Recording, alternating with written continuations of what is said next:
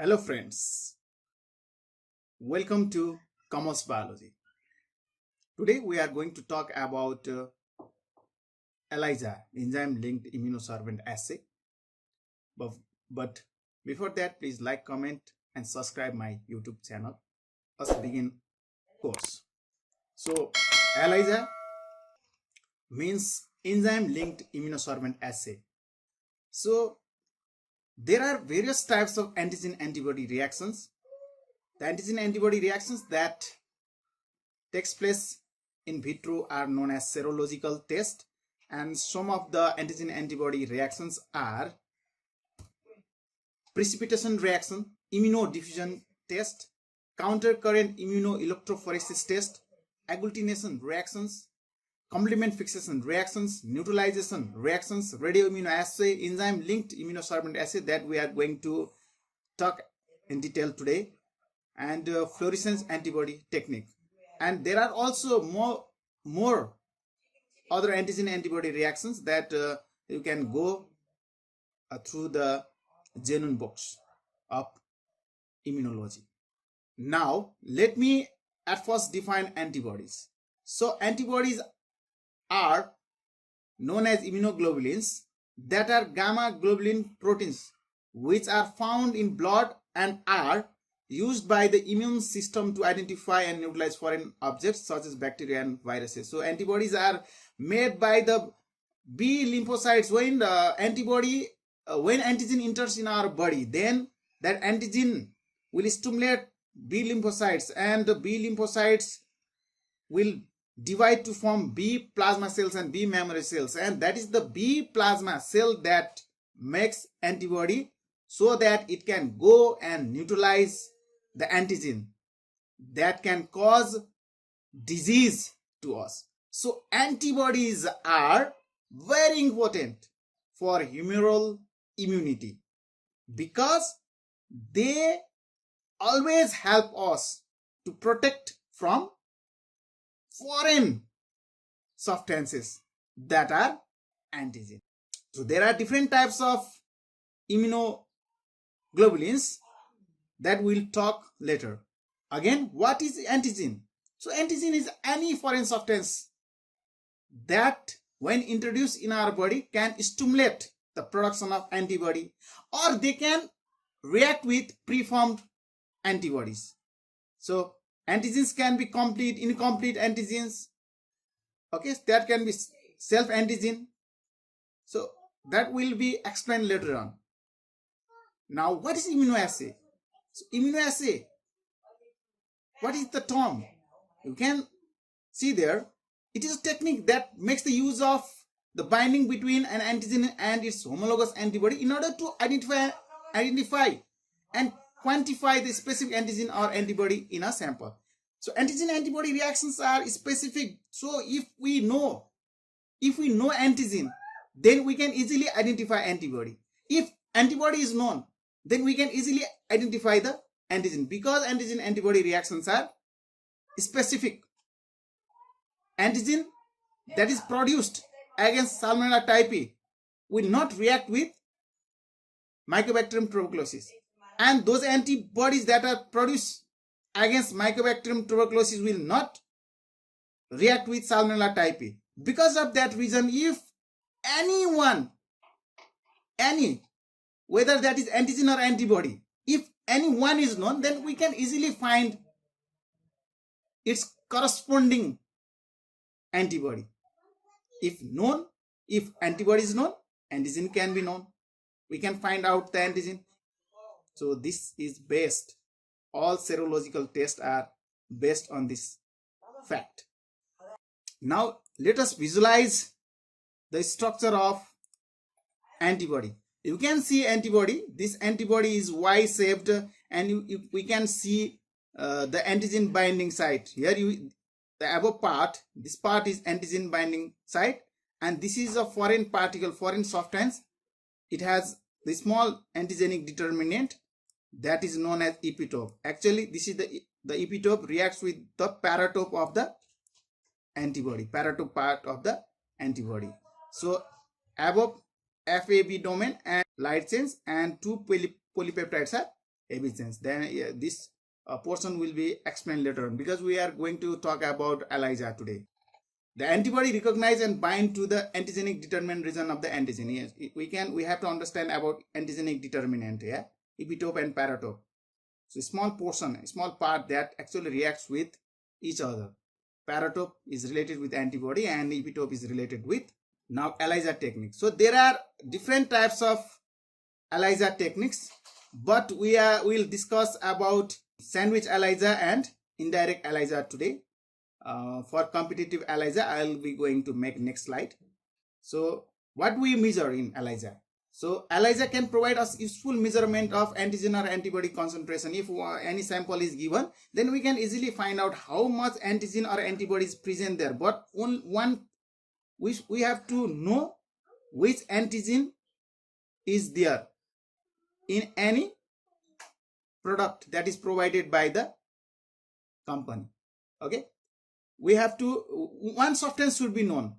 We should know one substance. If we know one substance, then we can find what types of antigen or antibodies present in the given sample. It means if we know the father, then we can easily know the mother. If father is known, but we can find out who is the mother of that child. No?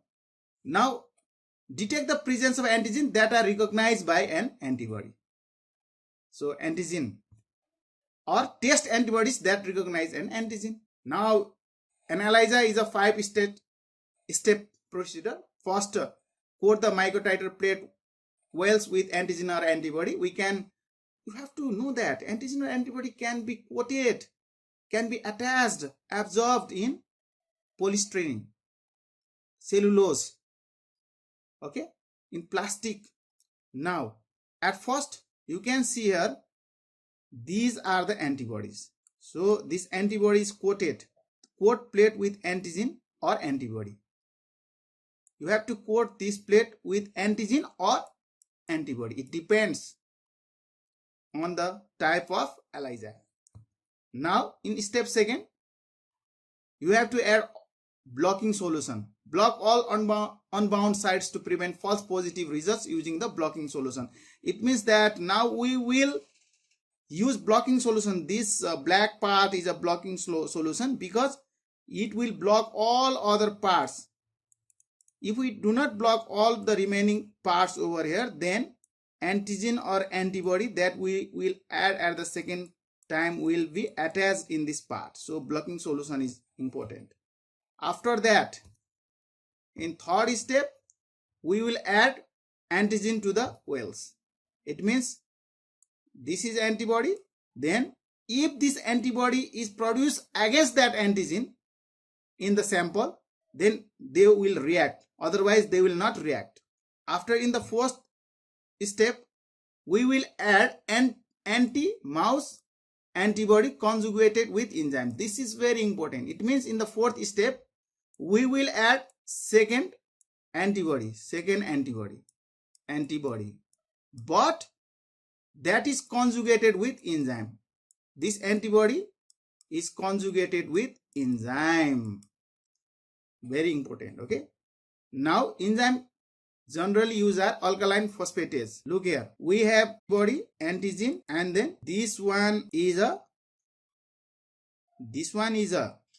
antibody, but that has enzyme. Okay, enzyme is added there.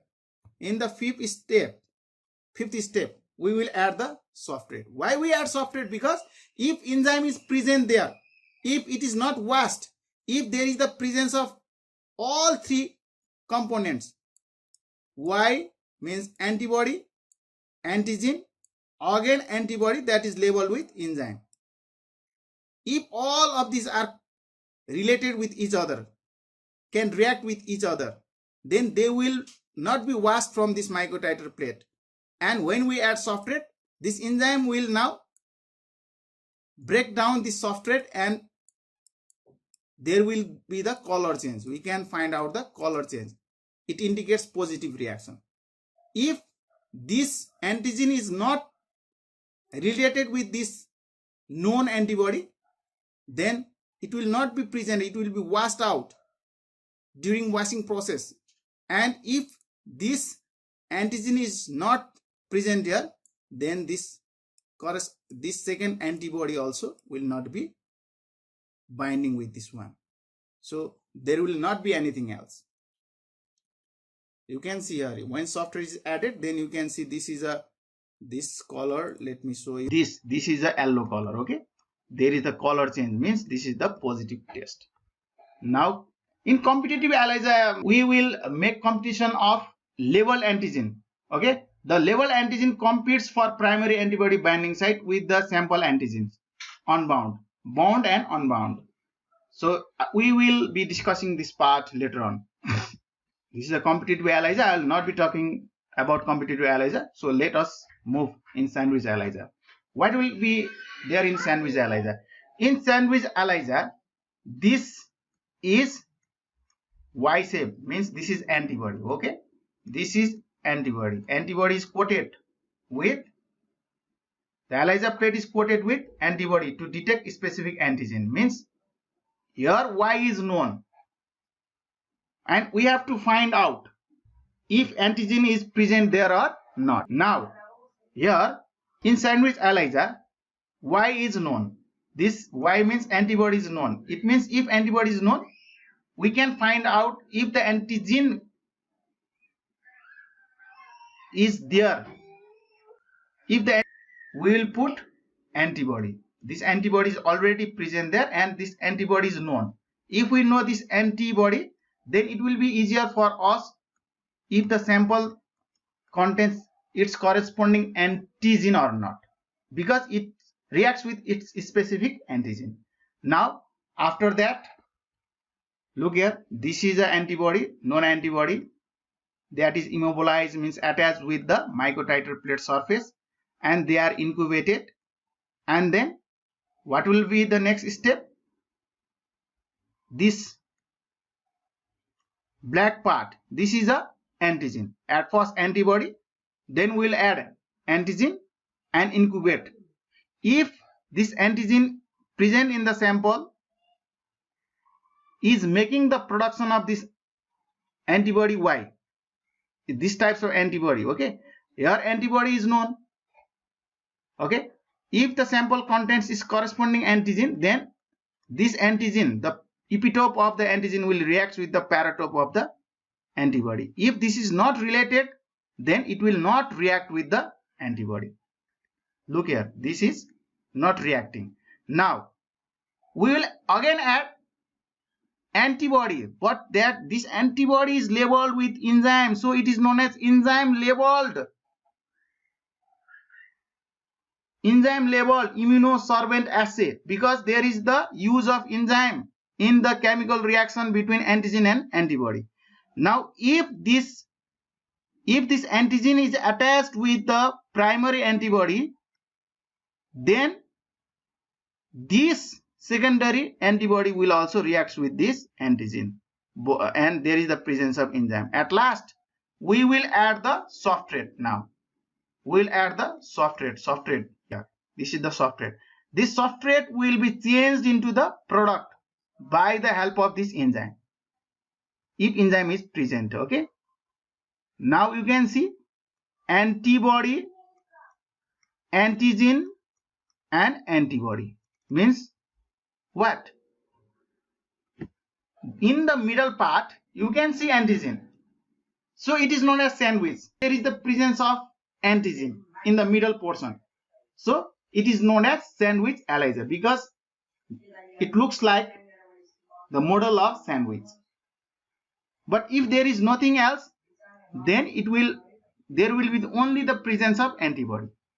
So we can easily find if there is the antigen in the sample, that will react with the known antibody, and we can easily know that we are suffering from that antigen. So it is the procedure of sandwich ELISA. And in case of sandwich ELISA, you can find out the steps that I have already explained. Okay, indirect ELISA, here antigen is known. So here my antigen is coated with the microtiter plate, and then we will add the blocking solution and incubate it. After that, we will add the secondary antibody that is labeled with the enzyme. And when all the things matches there, then the result will be positive. There will be the change in color.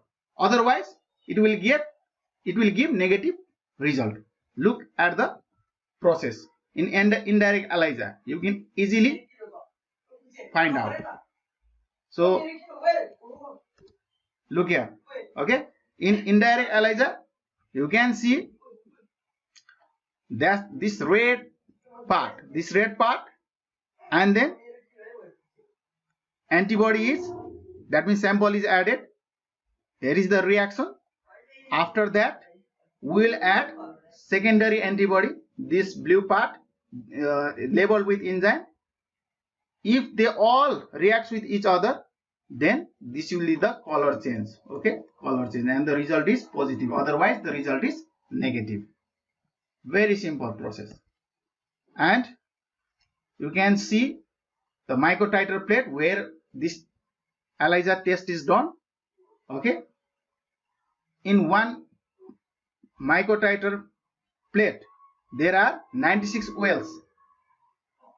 Plate is labeled carefully, and the first wells are used to draw the standard curve. It means first well is used to draw the standard curve from where control, okay, from where we can check how much is the quantity of the antigen or antibody that is present for its corresponding antigen or antibody. Now you can see this is the standard curve, okay, used to determine the unknown concentration of each sample by finding the opposite concentration to the absorbance. Colorimeter is used for this.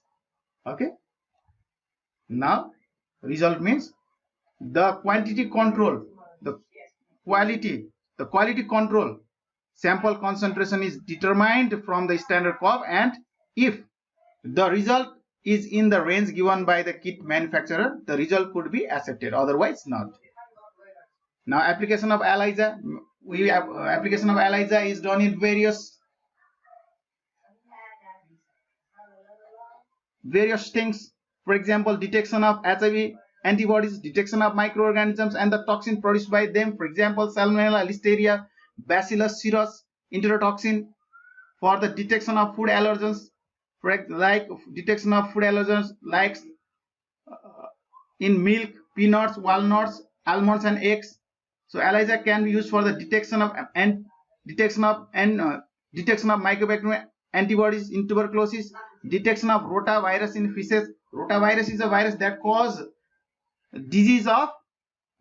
diarrhea in children mostly, okay, and detection of hepatitis B, markers in serum, detection of enterotoxin of E. coli in fishes, detection of HIV antibodies in blood samples. So this is the application of ELISA. Now before I say goodbye to you, I will like to mention that this enzyme linked immunoassay is better than radioimmunoassay, because in radioimmunoassay, radioactivity will cause harm to our cells, though the sensitivity, specificity is very nice, very good in radioimmunoassay. It is not preferred in laboratory because it gives harmful radiation, okay, but enzyme linked immunoassay is a very good alternative. It has a very good specificity also and sensitivity. So it can detect one part in 10 billions, one part in 10 billions of antigen and antibody in the sample. It means 10 to the power minus 1 ml. It means Antigen and antibody levels can be detected 10 to the power minus 1 gram per ml. 1 part in 10 billion. Very nice. Good sensitivity. And it is also not hazardous. Safe to be used because we use enzyme to find out the color change. That will help us to find out the amount of antigen or antibody present in the given sample. So I hope you have got some informations about ELISA. So I will come with another video in which I will be explaining more about antigen antibody reaction. Bye bye. Take care.